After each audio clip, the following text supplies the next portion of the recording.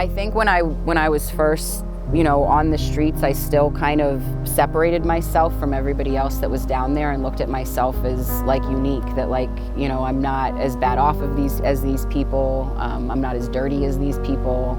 I haven't, done certain things yet. I haven't been arrested yet. I'll be fine.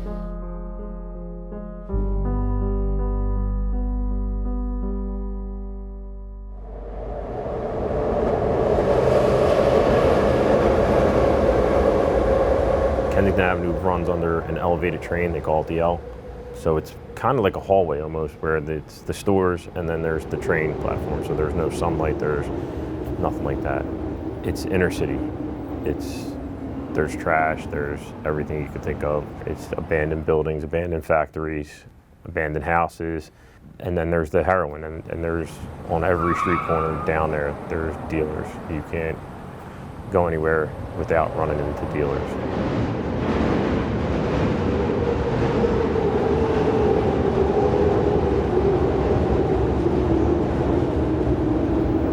It went from trying it, probably to within a month, needing to do it every single day.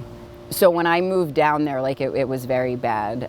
It wasn't about the thrill of getting high. It was I need this, or I feel like I'm gonna die because I'm getting that sick. That's one of the tools that the pimps use to keep these girls under control and keep them in the working status, because they need the drugs, they need the money to get the drugs. So that's a big key factor in their control over these girls.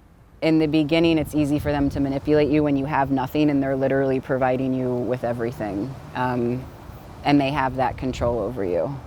It kind of became just giving in to them, because I felt obligated, to do certain things with them in order for them to keep providing for me. If they would be physically abusive towards you, then they would remind you that they were your primary source of income, your primary, place to have a roof over your head, to feed you. So even though that part of it was there, it's kind of you were willing to sacrifice. I was willing to sacrifice enduring that, because without that person, I thought I had nothing.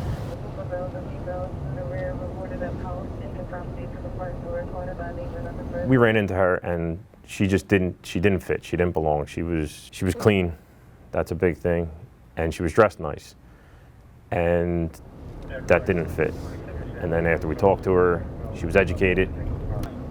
It all didn't jive. He probably first met me when I had just gotten out there, and I wasn't, as bad off or as beaten up as I was, years later, when he found me again. Then the second time, it's all right, you're back down here, what's going on? And the progression started, where she just kept getting worse and worse and worse and deeper into Kensington, where she couldn't get out. It's honestly like a war zone is how I would describe Kensington. I normalized it so much, but most of what goes on there is, drugs, prostitution, and violence. It's crazy when I think about it now, because it's no way for a person to live. Finally, at some point, her mom actually reached out to me and wanted me to, see if I could find her. They wanted to get her help and get her off the street and out of what she was doing and where she was. I had alienated myself from them for so long, lied to them, stole from them, had them searching for me for months, putting out missing persons reports for me. There had been warrants out for my arrest because I had failed to appear in court for months, I was running from the police. And Detective Johnson was on the warrant unit at that time. I remember I was walking down a one-way street this way, and I see a truck go this way. And for a split second, I thought about running. He got out of the car and he handcuffed me, and he literally called my mom on the phone to say, we found your daughter.